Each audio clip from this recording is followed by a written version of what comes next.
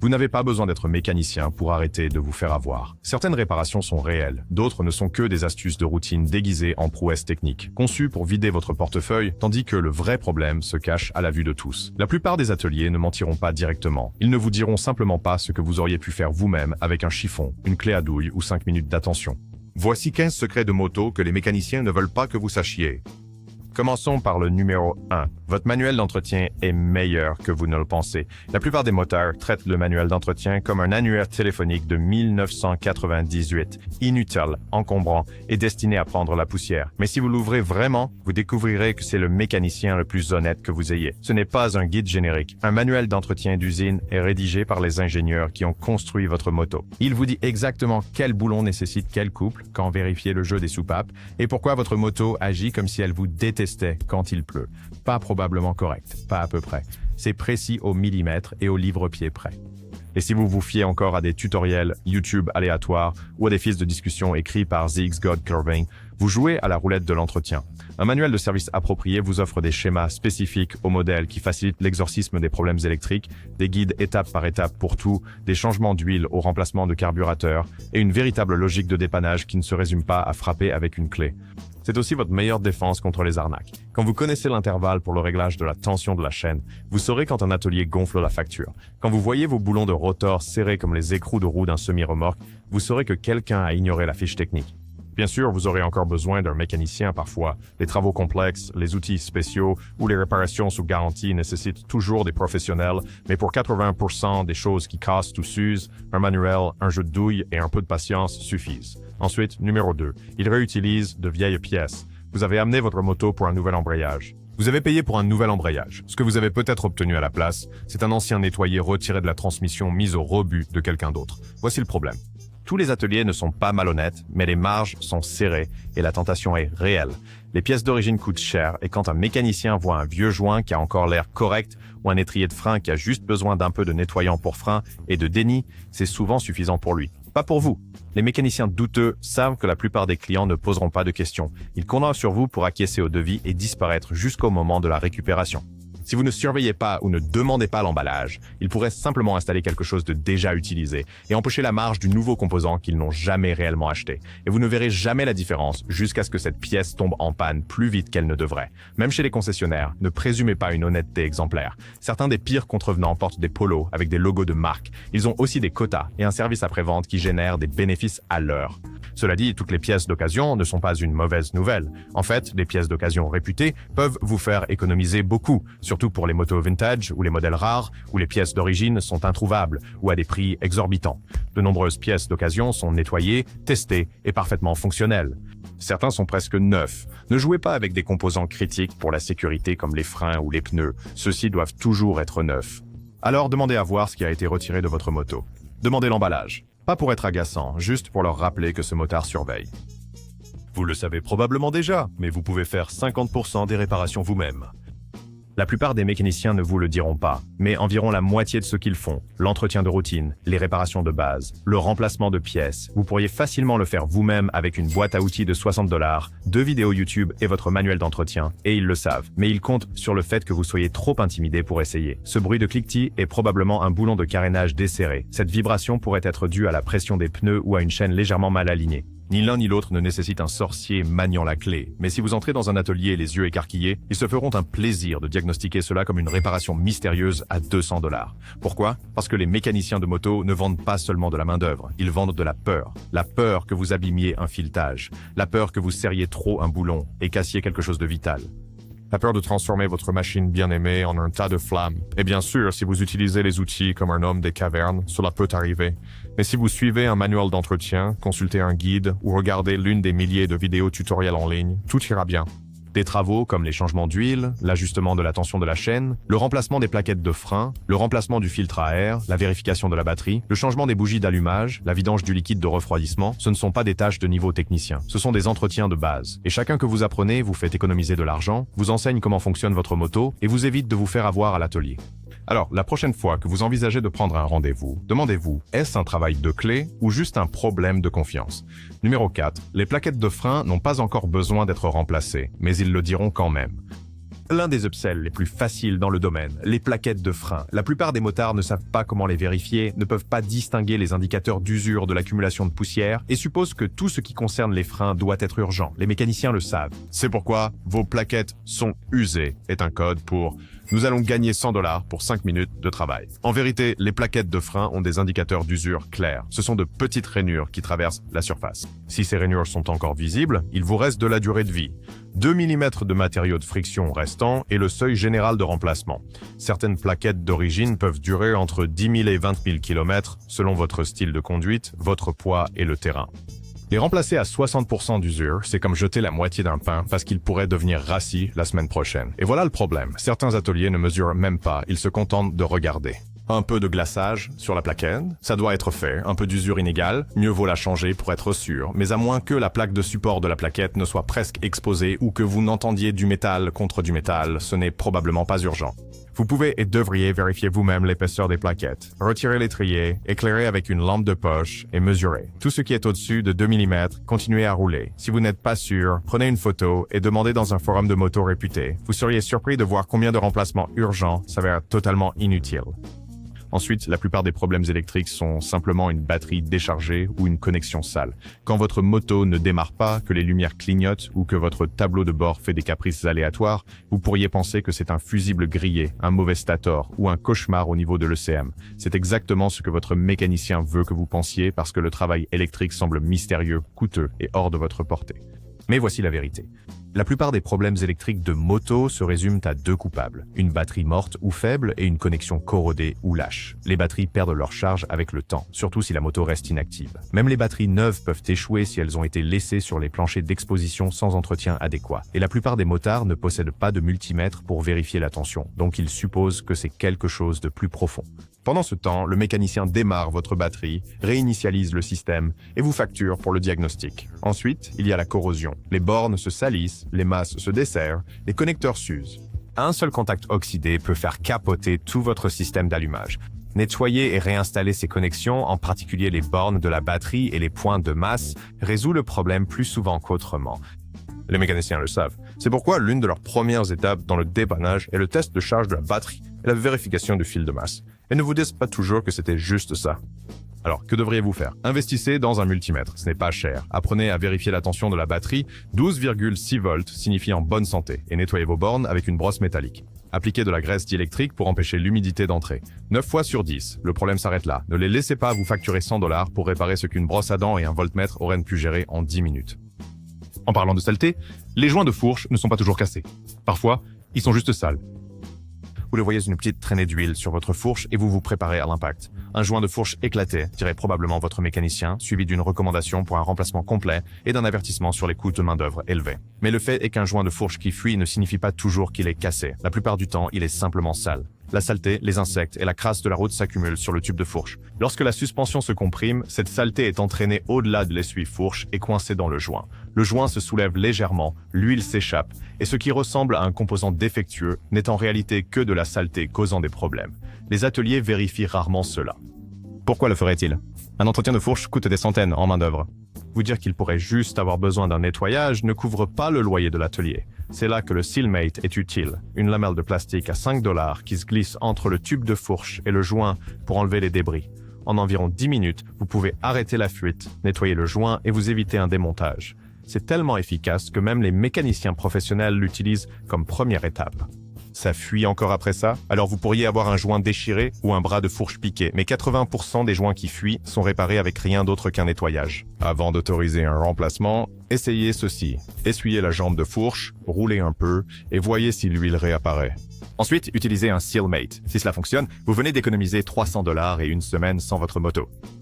Le prochain truc est que les additifs pour carburant peuvent nettoyer les injecteurs encrassés sans les retirer. Votre moto tourne mal, hésite, tout saute, mauvaise réponse de l'accélérateur. On dirait qu'elle tousse à travers une paille. Vous l'amenez et entendez les mots redoutés. Les injecteurs sont bouchés. Nous devrons les démonter et les nettoyer manuellement. Cela semble sérieux, mais ce qu'ils ne vous disent pas, c'est que le nettoyage des injecteurs de carburant ne nécessite pas toujours un démontage. Dans de nombreux cas, vous pouvez restaurer les performances avec rien de plus qu'une bouteille de nettoyant pour système de carburant et un plein. La plupart des problèmes d'injecteurs proviennent de vernis, de dépôts de carbone ou de carburant de mauvaise qualité. Avec le temps, ceci obstrue les buses microscopiques qui vaporisent le carburant dans votre admission. Mais des additifs de haute qualité comme Tecron, Seafoam ou BG44K utilisent des détergents puissants pour dissoudre ces dépôts pendant que vous roulez. Pas besoin de clé. Pas de démontage. Il suffit de verser et c'est parti. Les ateliers ne le mentionnent pas car le nettoyage manuel des injecteurs est une main-d'œuvre à forte marge. Retirer les injecteurs, tester les motifs de pulvérisation et les passer dans un bain ultrasonique semble impressionnant. Mais à moins que vos injecteurs ne soient gravement obstrués ou ne fuient, c'est souvent excessif. Ou les additifs ne sont pas de la poudre de perlimpinpin. La clé est d'en choisir un avec du polyéthéramine, PEA, l'ingrédient actif qui dissout réellement les dépôts de carbone. Et oui, cela fonctionne sur les motos équipées d'injection électronique et de carburateurs. Et pour les carburateurs, Seafoam sert à la fois de stabilisateur et de nettoyant. Essayez cela avant de sortir votre portefeuille. Ajoutez le nettoyant à un réservoir presque vide. Remplissez avec du carburant à haut indice d'octane et roulez normalement ou mieux, de manière agressive, pour laisser le nettoyant faire son travail. Vous pourriez être surpris de la fluidité après un plein. Numéro 8, le réglage des carburateurs peut être fait avec 15 $ et votre oreille. Vous mentionnez que votre moto tourne riche ou s'étouffe à l'accélération, et l'atelier hoche la tête solennellement. Les carburateurs ont besoin d'un réglage, puis il vous donne un devis de 200 $. Réalité. Le réglage de base des carburateurs n'est pas de la science spatiale. Vous pouvez le faire vous-même avec un tournevis, un manomètre à vide de 15 $, ou même juste vos oreilles et un peu de patience. Voici le truc. La plupart des motos à carburateur sont équipées de vis de richesse et de vis de mélange de ralenti qui contrôlent l'équilibre air-carburant à bas régime. Celles-ci peuvent être ajustées sans retirer les carburateurs. Vous chauffez la moto, ajustez les vis lentement et écoutez pour obtenir le régime de ralenti le plus élevé et le plus régulier. C'est tout. Pas d'ordinateur portable, pas de banc d'essai. Si vous équilibrez plusieurs carburateurs, disons sur un 4 cylindres en ligne, un manomètre à vide, bon marché à 2 ou 4 ports, aide à synchroniser les boisseaux pour que tous les cylindres tirent uniformément. Ou optez pour la méthode de bricolage complet, la méthode du cylindre mort, où vous mettez à la masse une bougie à la fois et écoutez la constance de la baisse de régime. Oui, le réglage des gicleurs ou des aiguilles demande plus d'efforts, surtout à des régimes plus élevés. Mais la plupart des ateliers n'y toucheront même pas. Ils se contenteront de tripoter votre ralenti et vous factureront comme s'ils avaient reconstruit un moteur de Formule 1. Le seul truc, c'est de ne pas toucher aux vis à moins d'avoir marqué votre point de référence. Si votre mécanicien peut le faire en moins de 10 minutes et vous facturez 150 $, vous pouvez certainement le faire en 30 minutes pour le prix d'un déjeuner. Ensuite, numéro 9, votre clignotant n'est pas cassé, c'est juste le relais. Votre clignotant ne fonctionne pas. Vous vérifiez l'ampoule, elle a l'air bien. Vous appuyez à nouveau sur l'interrupteur. Rien. Donc, vous supposez que c'est le câblage, le boîtier, ou pire, un nouvel ensemble de commutateurs. Le mécanicien est d'accord. Ça pourrait être toute la tige, dit-il. Nous devrons la remplacer. Mais 9 fois sur 10, ce n'est pas la lumière, c'est le relais de clignotant. La plupart des motos utilisent un relais clignotant électronique ou thermique pour contrôler la fréquence de clignotement. Lorsqu'il tombe en panne ou est perturbé par un changement de résistance dû à une nouvelle ampoule LED, les signaux cessent de clignoter. Parfois, ils restent allumés en continu. Parfois, ils ne s'allument pas du tout. Et pourtant, la solution est une pièce à 10 $ que vous pouvez remplacer en moins de 10 minutes. Utilisez-vous toujours des ampoules incandescentes d'origine?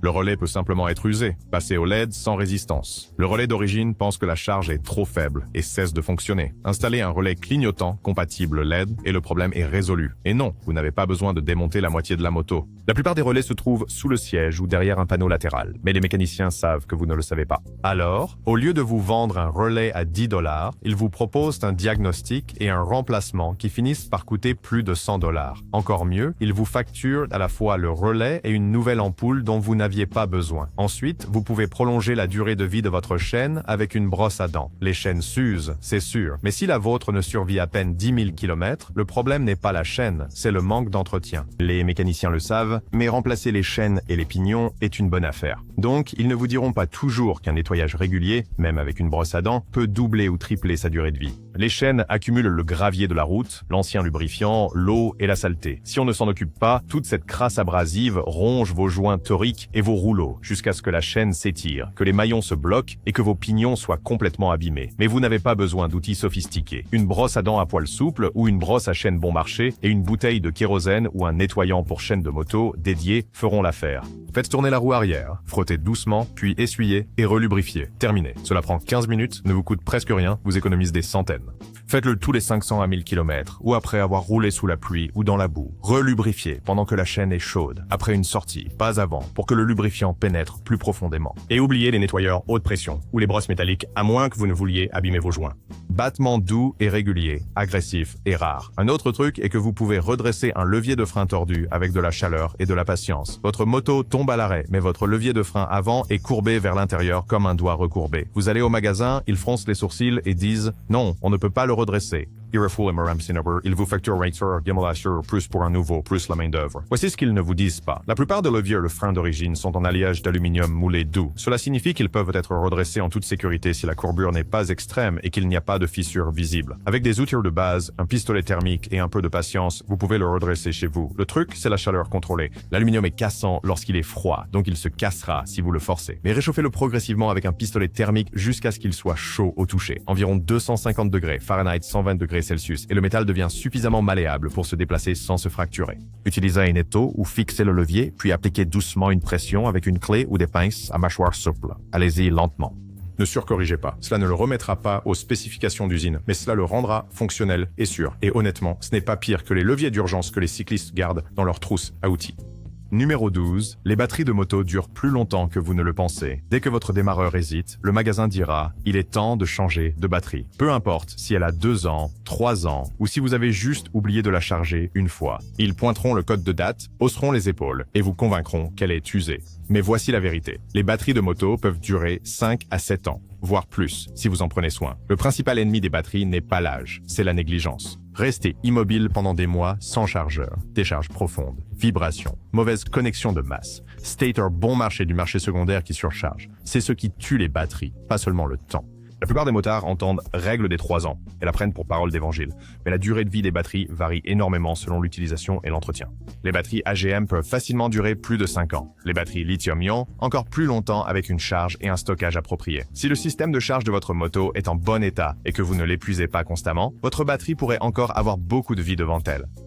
Passons à l'embrayage. Un câble d'embrayage lâche peut imiter un embrayage défaillant. Vous tournez la poignée des gaz et le moteur rugit comme un diable, mais la moto avance à peine. Le mécanicien propose un remplacement entre 400 et 600 $. Mais voici ce qu'il pourrait ne pas vérifier, le levier d'embrayage lui-même. Si votre levier d'embrayage est lâche, mal ajusté ou a trop peu de jeu libre, il peut maintenir la tension sur le câble même lorsque votre main n'est pas dessus. Cela signifie que l'embrayage ne s'engage pas complètement, donc il patine sous charge. Vous ressentirez les mêmes symptômes qu'un embrayage usé, une accélération lente, un engagement mou et des régimes qui ne correspondent pas à la vitesse, sauf que votre embrayage pourrait être en bon état. Les systèmes d'embrayage dépendent d'une tension précise. La plupart des manuels recommandent 2 à 3 mm de jeu libre au levier. Trop serré, les disques d'embrayage ne peuvent pas mordre. Trop lâche, vous ne désengagerez pas proprement. Un câble qui est étiré, sec ou mal acheminé peut également imiter une défaillance. Mais ce sont des réparations de 5 minutes, pas des travaux complets d'embrayage. Certains mécaniciens vont directement vers la vente incitative. Ils ne testent pas le jeu du levier ni n'inspectent le câble avant de diagnostiquer le véritable problème. Ils supposent que vous ne le ferez pas non plus. Et si vous ne posez pas de questions, vous payez pour des pièces dont vous n'avez pas besoin. Numéro 14. Ils vous vendent des filtres à air que vous pourriez nettoyer et réutiliser. Le filtre à air a l'air sale. Le mécanicien le sort, vous propose un remplacement à 40 à 90 $, plus la main d'œuvre, et jette votre ancien filtre à la poubelle. Mais voici ce qu'ils ne disent pas. Si vous utilisez un filtre en mousse ou en coton à haut débit comme un K&N, BMC ou Uni, alors il est conçu pour être nettoyé, réhuilé et réutilisé, pas remplacé. Ces filtres réutilisables peuvent durer des dizaines de milliers de kilomètres. Tout ce dont vous avez besoin, c'est du bon nettoyant, d'huile et d'un peu de temps. Mais la plupart des ateliers ne veulent pas que vous les nettoyiez. Ils préfèrent vous vendre un autre filtre chaque année sous l'illusion que c'est de l'entretien. Même certains filtres en papier peuvent être nettoyés délicatement avec de l'air à basse pression ou une brosse douce pour prolonger leur durée de vie. Pas indéfiniment, mais suffisamment longtemps pour éviter des remplacements inutiles. Et soyons honnêtes, un filtre légèrement poussiéreux n'étouffe pas votre moto. En fait, des filtres trop huilés ou fraîchement remplacés peuvent parfois restreindre le flux d'air plus qu'un filtre bien utilisé. Alors pourquoi la vente incitative? Profit facile, peu d'efforts. Vous ne le remettrez pas en question et ils peuvent gonfler la facture. Voici ce qu'il faut faire. Vérifiez quel type de filtre utilise votre moto. Mousse, coton, papier. Inspectez-le vous-même. Tenez-le à la lumière. Pouvez-vous voir à travers? Toujours bon. Si réutilisable, nettoyez-le avec le nettoyant recommandé et huilez-le correctement. Notez le kilométrage et mettez un rappel. La plupart des filtres réutilisables durent 30 000 à 50 000 miles avec soin. Ne les laissez pas jeter un filtre parfaitement utilisable juste parce qu'il semble un peu brun. Cela a été dit, mais il faut le répéter.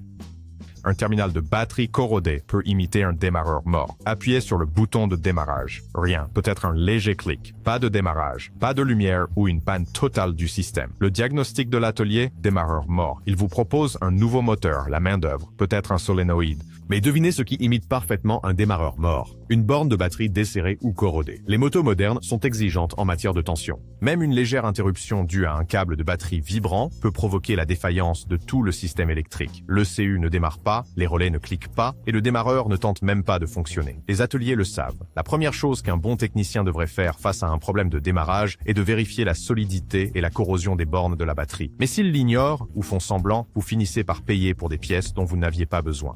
Alors, pourquoi ne pas prendre 5 minutes pour retirer le siège ou le panneau latéral? Vérifiez les 2 câbles de la batterie. Nettoyez les bornes avec une brosse métallique ou du papier de verre fin. Serrez bien avec une clé.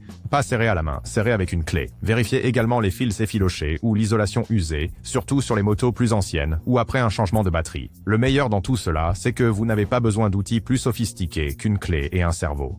Lequel de ces conseils avez-vous déjà utilisé ou auriez-vous aimé connaître plus tôt? Partagez votre expérience dans les commentaires. Aimez et abonnez-vous à la chaîne pour plus de vidéos sur les motos.